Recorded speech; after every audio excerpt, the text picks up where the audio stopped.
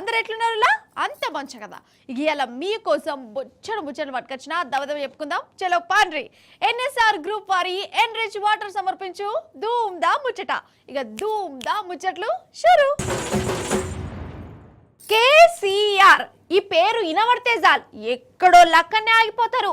మీరు కూడా రిమోట్ పక్కకు పెట్టి చూస్తారు కదా, అది కేసీఆర్ సార్ అంటే. కేసీఆర్ సార్కు ఓట్లతోని సీట్లతోని సంబంధం లేదు. గెలుచుడు ఓడిపోవడం అసలు ముచ్చట్నే కాదు. తెలంగాణ జనం గుండెలలో కలకాలం ఉంటాడు. కేసీఆర్ సార్ పేరును లచ్చలు కాదు కోట్ల గుండెలు కలవరిస్తుంటాయి. నేనేదో టీవీ ఛానల్లో ఉన్నా కదా అని ఇట్లా అంటలేను. ఏ న్యూస్లో ఉన్నా ఎవరిని అడిగినా గిదే మాట చెప్తారు. కాకపోతే కొందరు బయటికి చెప్పరు, గుండెలలో పెట్టుకుంటారు. ఇక నా సొంటోళ్ళు ఏం దాచుకోకుండా ఇట్లా బయటికి చెప్తా ఉంటారు. అంతేనా కాదా? ఇప్పుడు నేను చెప్తుంటే మీకు తెలియకుండానే జై తెలంగాణ జై కేసీఆర్ అనబుద్ధి అవుతుంది కదా. అసోంటిది సారే డైరెక్ట్ కనబడితే ఇంకెట్లుంటది? ఇగో గిట్లుంటది.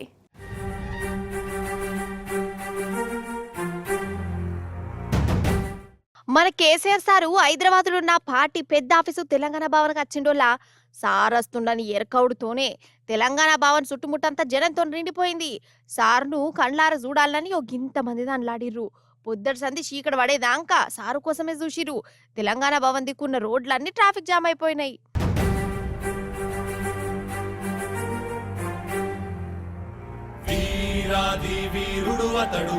విజయానికి బావుటాతడు ఆవేశపు విల్లంబతడు ఆలోచన శిఖరంబతడు తాళవంచని యోధుడు అతడు అభయానికి బాసటాతడు. ఇక కేసీఆర్ సారు కారు దిగి తెలంగాణ భవన్లో అడుగు వెట్టుడుతోనే అక్కడ పెద్ద జాతరనే నడిచింది అనుకోరాదు. జై తెలంగాణ జై కేసీఆర్ నినాదాలతోని తెలంగాణ భవన్ మారుమోగిపోయింది.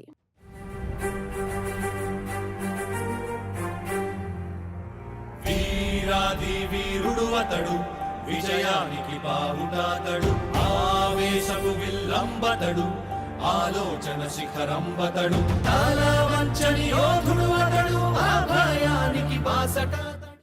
అసలు కారు దిగి సారు లోపలికి పోయేది అందుకే పావుగంట కంటే ఎక్కువ పడ్డది. అంటే అంతమంది జనాలు గంత అభిమానం. తెలంగాణ భవన్లో బీఆర్ఎస్ లీడర్లతోని కేసీఆర్ సార్ మీటింగ్ నడిచింది. వాళ్ళతోని 4-5 గంటల దాకా కూర్చొని మాట ముచ్చట పెట్టిండు. బీఆర్ఎస్ పుట్టి 25 ఏళ్ళు కావస్తుంది కదా. ఈ 25 సంవత్సరాల సంబరాలను ధూమ్ధాముగా చేయాలని లీడర్లకి చెప్పిండు. అన్నట్టు ఏప్రిల్ 27వ తారీఖు నాడు పెద్ద బహిరంగ సభ ఉంటదట. ఇక గులాబీ పార్టీ బహిరంగ సభ పెడితే ఎట్లుంటదోలా లచ్చల మందితోని పెద్ద జాతర లెక్కనే నడుస్తుంది కదా. నిజం చెప్తున్నా, మొన్నటి ఓట్లలా బీఆర్ఎస్ ఓడిపోతే ఓడిపోవచ్చు గాక, కానీ కేసీఆర్ సార్ మీద జనానుకున్న అభిమానం ఇసువంతనైనా తగ్గలేదోలా. ఇగో వీళ్ళ సంబరాలే గావాయి.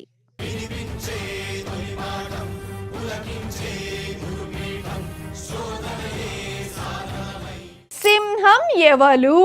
ఇంకెవలు? మా బాలయ్య బాబు అని అనేరు. గట్ల కాదోల్లా నేను అనేది. సినిమాలల్లా మన బాలయ్య బాబు సింహం కాదంటలేను. ఒరిజినల్ సింహం మాత్రం అడవికి రాజు, అంతే కదా. నాన్న పందులే గుంపులుగా అత్తాయి, సింహం సింగిల్గా అత్తది. డైలాగ్ కూడా ఉండే.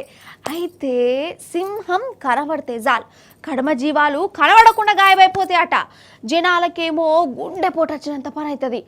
అసొంటిదోల్లా ఒక సింహం పెద్ద రోడ్డు మీదకి వచ్చింది. అట్లా వచ్చినప్పుడు ఏమైతుంది, ఏమైందో చూడాలి మీరు. ఇదే హైవే రోడ్డు, ఇటుకెళ్ళి చూడుర్రిగా. ఏహే, దాన్ని నడక చూడు, దాని పోకడు చూడు. నిజంగా పేరుకు తగ్గట్లు రాజు లెక్కనే నడుచుకుంటూ పోతుంది కదా. ఎవడైతే నాకేంది, నన్ను అనేటోడేవుడు అడిగేటోడేవుడు అనుకుంటుంది కావచ్చు. ఇక ఇది రోడ్డు మీదకి వచ్చుడుతోనే ఎక్కడోళ్ళు అక్కడనే గప్చుప్ సాంబార్ బుడ్డ అయిపోయిర్రు. కాళ్ళు బస్సులు అన్నీ ఆగిపోయినాయి. అది తొవ్వ దాటేదాకా డక్కు డక్కు అనుకుంటున్నారు. ఇక అది రోడ్డు దాటి దాని తొవ్వకు అది పోయింది.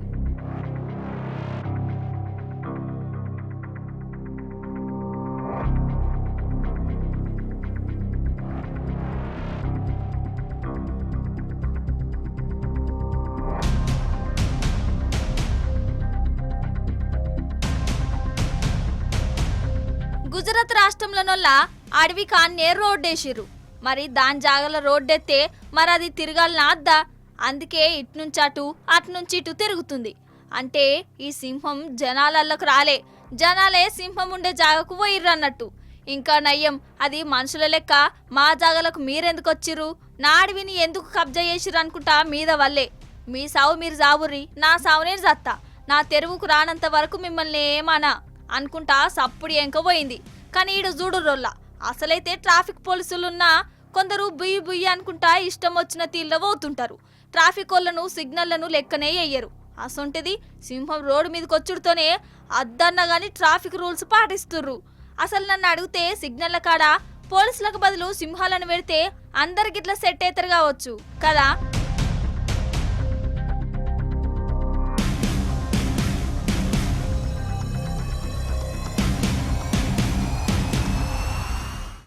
வணக்கம் வணக்கம் சாருவாடு, நீங்கள் சாரு சாப்பிட்டீங்கல்ல? உள்ள வாங்க. என் பேரு முருகன், அமரன், தண்ணி ஒருவன். இந்த rowdy baby Suriya son of Krishnan Kolaveri Kolaveri Di. ముచ్చట్లు వేణుమా ముచ్చట్లు ఇరుక్కు, అక్క వేణుమా అక్క ఇరుక్కు, నేను వేణుమా నేను ఇరుక్కు, రొంబ నల్లి నింగల్సన్ టీవీఎల్ వనక్కం. ఏం లేదొల్లా, ధూమ్దా ముచ్చట్లను తమిళం భాషలో చెప్తే ఎట్లుంటుందా అని ఆలోచన చేసిన. అవు కానీ నేను మాట్లాడిన తమిళం మీకు అర్థమైందానొల్లా? నేనేదో అక్కడొక ముక్క ఇక్కడొక ముక్క యాదకొచ్చింది చెప్పినా కానీ తమిళనాడుకు పోతే ఆయనతో మీరు ముక్కలు ముక్కలు మాట్లాడకూర్రి. 30 రోజుల్లో తమిళం నేర్చుకోవడం ఎలా అనే బుక్ పట్టుకోరు, ఎందుకన్నా మంచిది. ఇక ఎందుకంటే ఈ ముచ్చట్నైతే చూడుర్రి, ఇన్ని తెలియదో. అయితే ఇప్పుడు మనము తమిళనాడులో ఉన్న ఒక ఊళ్ళు ఉన్నామల్లా, ఆ ఊరికి పోదాం రాది. అగో ఇంటి ముంగట రంగురంగుల ముగ్గులేసిర్రు. రంగుల పండుగ ఇప్పుడు లేదాయే. తమిళనాడులా సంక్రాంతి లెక్క ఇంకేమన్నా పండుగ ఉన్నది కావచ్చని ఆలోచన చేశారు. ఇది పండుగ కాదు, పోరాటం పోరాటం. మన సెంట్రల్ సర్కారోళ్ళ మీద తమిళనాడోళ్ళు తమిళ భాషలో పోరాటం చేస్తాండ్రు. వాళ్ళ తమిళం భాష అంటే మస్తు పాయిరం కదా. తమిళోళ్ళందరం తమిళమే మాట్లాడుకుందామని ఒకరికొకరు అనుకుంటారు అన్నట్టు. మంచిదే భాషను కాపాడుకుంటారంటే. అయితే సంటరోళ్ళు తమిళనాడులా హిందీ భాష రుద్దుదామని చూస్తుందట. హిందీలో బోర్డులు రాతలు గీతలు ఉంటున్నాయి. ఇక వీళ్లకు షిర్రుమంటుంది. మా తమిళనాడులా ఈ హిందీ రూబాబేందని ఎప్పటి సందో మల్లబడుతురు. కానీ ఈసారి ఈ ఊరు జనాలు వాళ్ళ ఇంటి ముందు ఇగో గిట్ల ముగ్గులేసి మరీ నిరసన చెప్పిర్రు. మాకు మీ హిందీ అద్దు, తమిళం భాషనే ముద్దు, మీ హిందీ మీకన్నే ఉంచుకోరి, మేం మా తమిళంలోనే వనక్కం చెప్పుకుంటాం అనుకుంటా సంటరోళ్లకు తమిళం భాషలా ఒగ శాపాలు పెట్టిర్రా అసలు.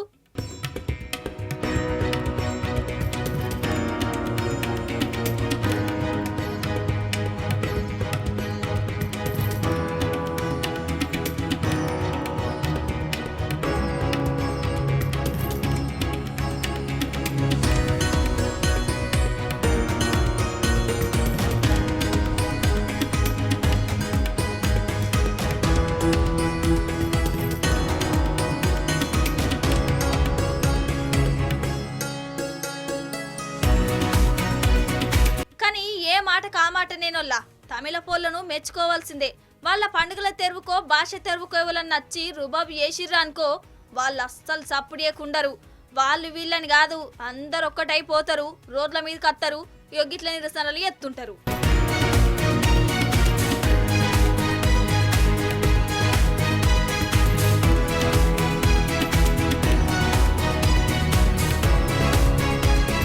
కాదబ్బా, జనాలకు హీరోల మీద అభిమానం ఉంటుంది, లీడర్ల మీద కూడా అభిమానం ఉంటుంది. అట్లా ఉండు తప్పు కూడా కాదు. మన తెలంగాణలో ఎట్లుంటుందోల్లా మంచి చేసిన వాళ్ళను కడుపులో పెట్టుకుంటారు. గట్లనే సిరిసిల్లనోళ్ళ ఒక అన్నకు మన కేటీఆర్ సార్ అంటే మస్తు అభిమానం. ఎంత అభిమానం అంటే రామన్న పేరు మీదనే షాయి బండి కూడా పెట్టుకున్నాడు. షాయి బండికి ఫోటో అతకబెట్టుకొని మరీ పని చేసుకుంటాడు. కానీ అసొంటి మనిషి మీద కొందరికి కళ్ళు మండినాయి, కుళ్ళుబోతుతనం పుట్టింది. అటెనక ఏమైందో చూడురు మీరేగా, గింత కుళ్ళుబోతుతనమా. పాపం గిని ఏం తప్పు చేసిండోలా, ఏం పాపం చేసినా నీన కడుపు మీద కొడతారు కథకున వాడెత్తు. అరే కేటీఆర్ సార్ బొమ్మ పెట్టుకున్నాడే తప్ప. అయితే సిరిసిల్లల బత్తుల సీన్ అని అన్న 4 గంటల సంధి షాయి బండి పెట్టుకున్నాడు. ఈ సీన్ అన్నకు మన రావణ్ అంటే అభిమానం. రామన్న ఫోటో పెట్టుకొని బండి నడుపుకుంటుండులా. ఇంట్లో తప్పేమన్నా కనబడుతుందా అసలు? మీరే ఎప్పురి. కానీ తప్పు కనబడ్డది సర్కారు వాళ్ళకు. కలెక్టర్ సార్కి ఏమనిపించిందో ఏమో, మున్సిపాలిటీ ఆఫీసర్లతోని షాయి బండి మూపించే కథ పెట్టుకున్నాడట. లైసెన్స్ లేదు ఏం లేదనుకుంటా పాపం షాయి బండిని చూడు ఎట్లా చేసిరు.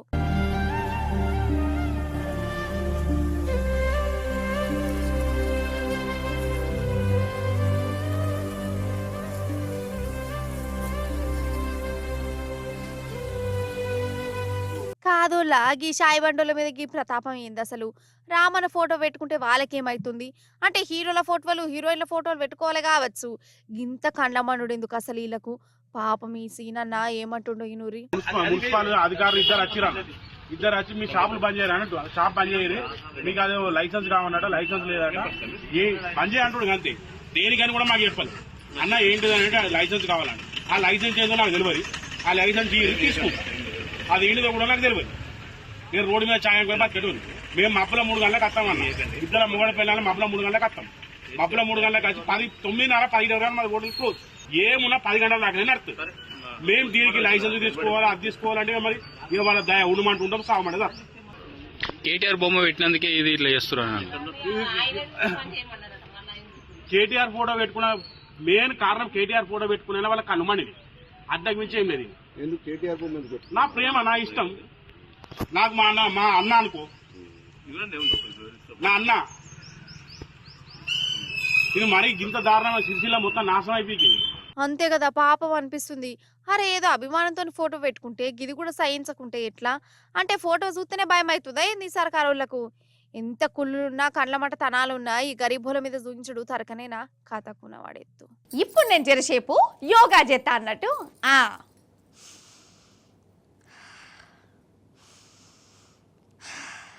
ఇప్పుడు ఇంకొకటి.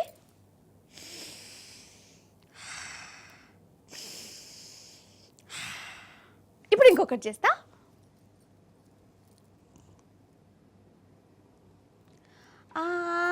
అవు కానీ ఇవి యోగానే అంటారానులా?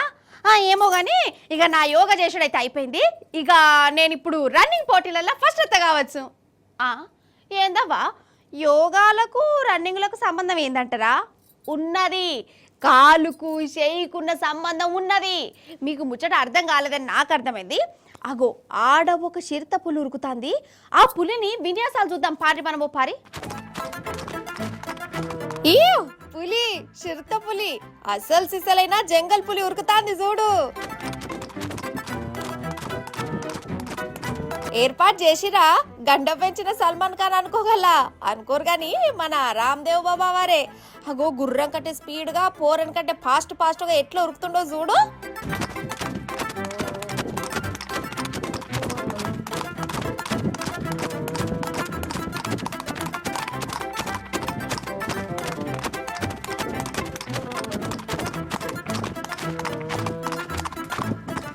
వామ్మో, బాబా వారు ఉరుకుడుకు గుర్రమే గావర్ అవుతుంది కదా. అసలు నన్ను అడిగితే ఈ రామ్దేవ్ బాబా ముందు పీటీ ఉషలు, ఉసేన్ బోల్టులు కూడా బలాదురేపో. కానీ ఏమన్నా విన్యాసాలా అసలు? బాబా వారు యోగాలు చేస్తే దునియానే నోరెళ్ళబెట్టి చూస్తుంది. ఆ కడుపును లోపలికి బయటకు అంటుంటే గుడ్లెళ్ళబెట్టి చూస్తుంటారు. ఇక ఇది చాలదని మొన్న వెనకెన్ కురుకుడు పెట్టి అందరినీ పర్షాన్ చేసిండు. ఇక ఇప్పుడేమో 60 ఏళ్ల వయసులా గుర్రంతోని పోటీ పడి దాన్ని ఓడించి మరి ఉరుకుడ పోటీలో ఫస్ట్ వచ్చిండు. మొత్తానికి రామ్దేవ్ బాబా వారి లీలలు చూడాలంటే 2 గంటలు సాలైపో.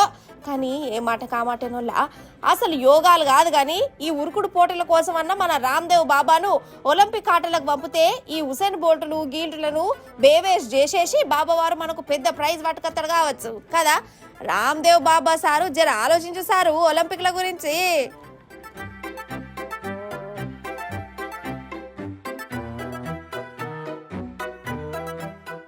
నిజంగా ఈ కాలంలో కొందరికి సొంత ఇల్లు ఉండుడే గొప్ప అనుకుంటారు. 100 గజాల సొంత ఇల్లు ఉంటే చాలు. కొందరైతే భూమి మీద ఆగరోళ్ళ ఈ ఇల్లు నాది సొంత ఇల్లు అనుకుంటా ఒగ మురిసిపోతారా. కొందరైతే గర్ర కూడా చూయిస్తారు. ఇక ఇంటి ముంగట ఒక కారు, సందుగల 10-20 తులాల బంగారం ఉంటే ఇక భూమి మీద ఆగరు కావచ్చు. ఇక అసొంటోళ్ళు ఈ ముచ్చట చూస్తే ఇంకేమైతారో మరి ఆగ చూడోర్రి. అయితే మొన్న కథారాజు మన దేశానికి వచ్చే కదా, మన మోడీ సార్ అయితే జన్మల దోస్తార్ అన్నట్టే అల్లై భలే కూడా తీసుకున్నాడు. ఇక ఆ రాజెంబడి బొచ్చడి మంది షేకులు వచ్చి షాయి బిస్కెట్లు తినుకుంటా మోడీ సార్తోని మాట ముచ్చట పెట్టిరు. అసలు ఈ రాజావారికి వాళ్ళ దేశంలో ఏ పాట ఆస్తులున్నాయి కావచ్చు, గిది అనుమానం నాకు గుట్టింది. ఎంక్వైరీ చేసినా మీకు చెప్పేదాకా నాకు పానం ఆగది. కన్నార్పకుండా టీవీ సౌండ్ ఎక్కువ పెట్టుకుని మరి మంచిగా నూరే.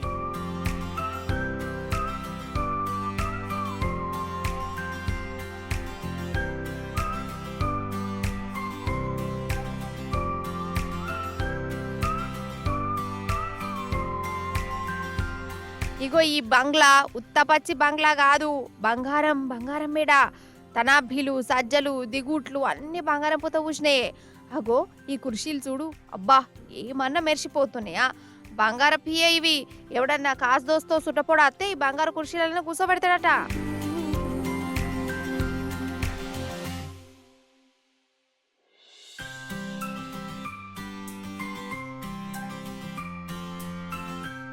ఇక ఈ కథ రాజుకు డెకోల మంచాలు గీకోల మంచాలు నడవై బంగారు మంచాలల్లా ఒరుగుతనే రాజావారికి నిద్ర పడతాదట.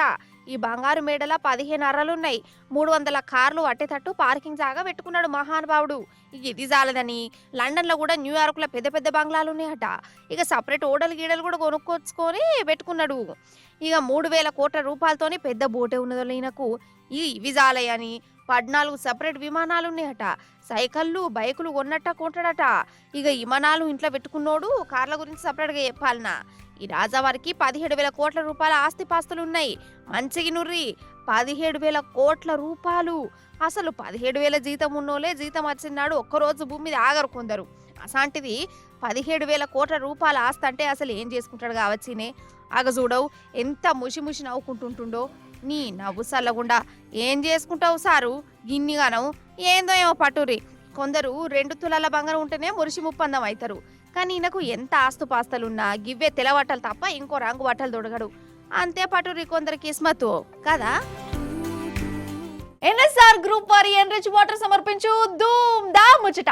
ఎగ్గివ్వులా యాటి ధూమ్ దా ముచ్చట్లు మంచిగున్నాయి కదా, మస్తు చెప్పిన కదా. మళ్ళీ వచ్చినప్పుడు ఇంకని మంచి మంచి మంచి ముచ్చట్లు పట్టుకొస్తా. అప్పటిదాకా ఏం చేస్తారు, చూస్తూనే ఉండాలి T News. Tata bye bye నమస్తే.